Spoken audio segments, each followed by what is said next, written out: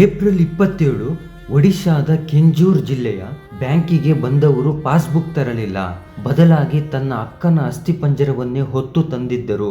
50 ವರ್ಷದ ಬುಡಕಟ್ಟು ವ್ಯಕ್ತಿ ಜೀತು ಮುಂಡಾ ಅವರು ಜನವರಿಯಲ್ಲಿ ಮೃತಪಟ್ಟ ತನ್ನ ಅಕ್ಕನ ಬ್ಯಾಂಕ್ ಖಾತೆಯಲ್ಲಿದ್ದ 19,000 ರೂಪಾಯಿಗಾಗಿ ಅಲೆದಾಡುತ್ತಿದ್ದರು.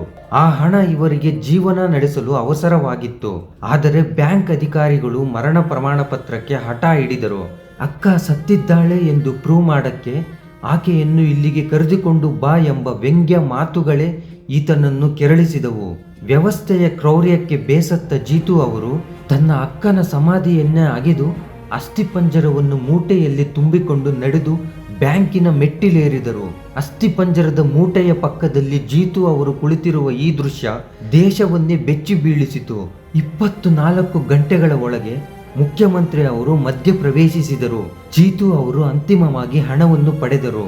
ಆದರೆ ನ್ಯಾಯಕ್ಕಾಗಿ ಒಬ್ಬ ಸಾಮಾನ್ಯ ವ್ಯಕ್ತಿ ಎಷ್ಟು ದೂರ ಹೋಗಬೇಕು? ನಿಮ್ಮ ಅನಿಸಿಕೆಯನ್ನು ಕಾಮೆಂಟ್ ಮಾಡಿ.